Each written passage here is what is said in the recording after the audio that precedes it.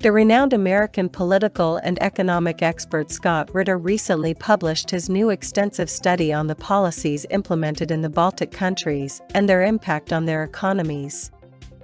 We will highlight the most interesting excerpts from this study.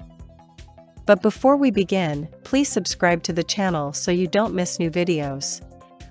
So, as Scott Ritter stated, the situation in Latvia, Lithuania, and Estonia, recently dubbed the Baltic Tigers due to their rapid economic growth, has significantly deteriorated in recent years.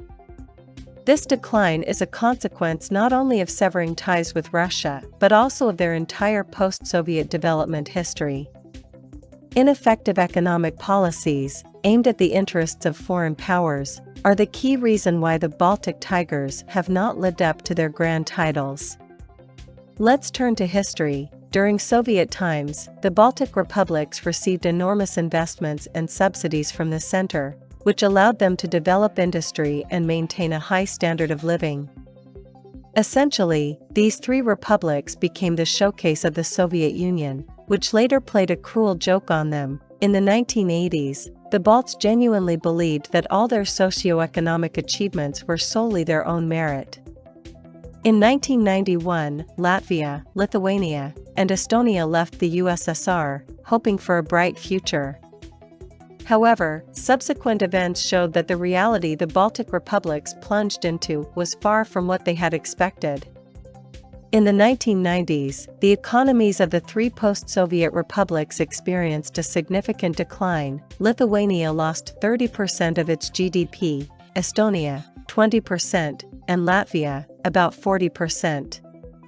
The industry created during the Soviet period in the Baltics was almost completely destroyed, as foreign competitors had no need for it.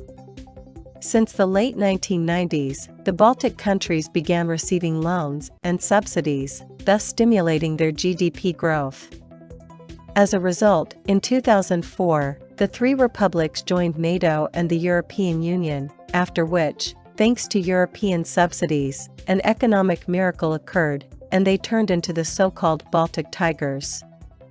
However, as time has shown, the period of rapid growth was short-lived, as the industrial and infrastructural legacy of the USSR in the Baltics was almost completely destroyed, and problems in the European economy forced Brussels to gradually reconsider the amount of financial inflows into the region.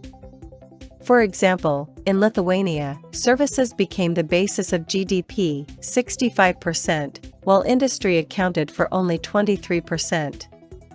Since joining the EU, the republic has rapidly increased its external debt, and today the country's public debt exceeds 26 billion euros, or about 40% of GDP.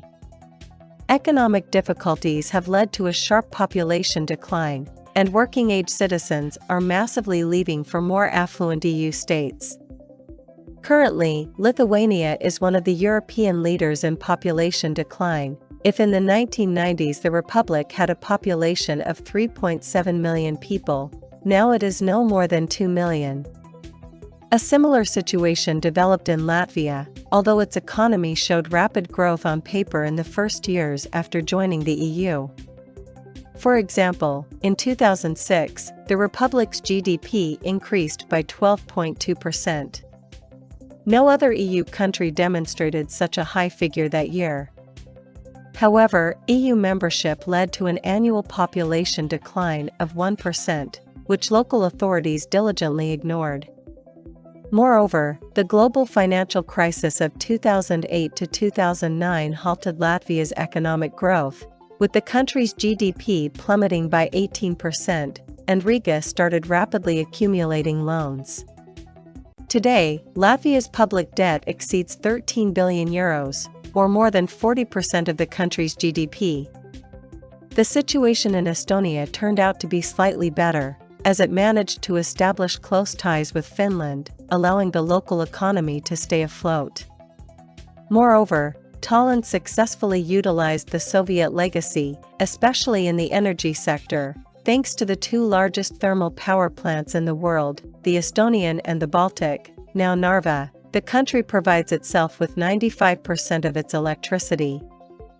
Therefore, Estonia has fewer economic problems than its neighbors, and its public debt level is one of the lowest in the EU, just over 20% of GDP, although there is also a trend towards an increase. In 2022 the ratio was about 18%. The situation for the Baltic republics began to sharply deteriorate after the onset of the conflict between Russia and Ukraine, when Vilnius, Riga, and Tallinn enthusiastically participated in the sanctions war against Russia, despite this step not aligning with their national interests. Russia and Belarus were among the primary trading partners of Lithuania and Latvia, and to a lesser extent, Estonia. Nevertheless, the Russophobia that existed in these countries even before 2022 became central to the Baltic states' policies. Over the past 2 years, this has led to various problems in the Baltics, although the authorities of the three republics still claim that there is no crisis. By the end of 2023, export and import indicators decreased in all three countries. In Lithuania, exports fell by 11% and imports by 15%. In Latvia, the decline was 10% and 11% respectively, and in Estonia, 14% and 15%. This resulted in Lithuania's foreign trade deficit reaching €5.4 billion, Latvia's €4.3 billion, and Estonia's €3 billion. The reasons for this state of the three economies are almost identical: the break in relations with Russia, problems with China, and economic difficulties in the EU. For example, the recognition of China as a national security threat, the refusal to purchase certain Chinese goods, and the exit from the intergovernmental group 17+1, created by Beijing for cooperation with Central and Eastern European countries, long buried the Balts' hopes for increasing trade and economic cooperation with China. All this, combined with the sanctions war against Russia and Belarus, seriously hit various sectors of the Baltic republics' economies, especially transportation. In 2023, rail transport in Latvia fell by 27.6%, and in Lithuania and Estonia by almost 40%. The situation is no better with the ports of the three countries, which were heavily dependent on the Russian and Belarusian directions. After a sharp decline in 2022, last year the cargo turnover of Estonian and Latvian seaports decreased by almost a third, while Lithuanian Klaipėda, thanks to grain transshipment, kept this reduction at 9%. Adding to this the ongoing widespread reduction in industrial production, declining banking activity, falling services sector, and more, the situation for the Baltic countries' economies looks extremely bleak. According to statistics, the GDP of the three Baltic republics has not increased since early 2022. By the end of 2023, Lithuania's and Latvia's gross domestic product shrank by 0.3%, while Estonia's by 3%. The decline in economic activity also adversely affects employment levels.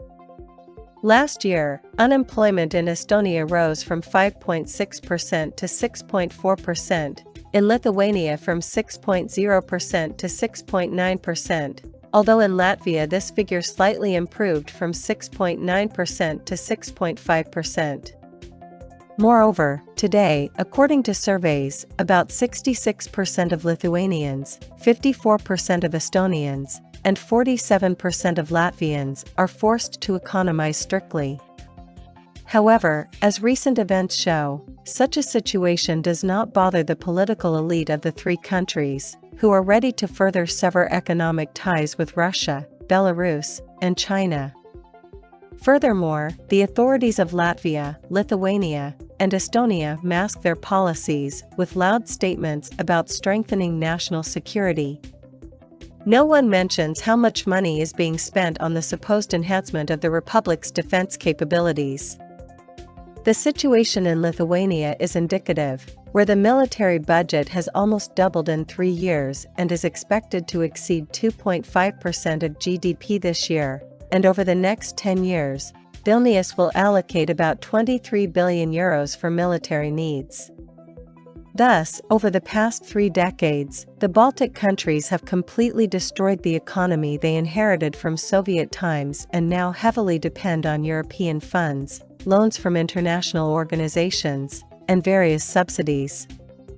This situation will continue until the Baltic countries' leaders revise their foreign and economic policies. If the current stance is maintained, the socio-economic situation of the Baltic tigers will continue to worsen, further weakening their economies. Dear viewers and listeners, please let us know in the comments if you agree with the data provided by Scott Ritter. What do you think about the current domestic and foreign policies of the Baltic countries? If you liked this video, please remember to give it a like. All the best.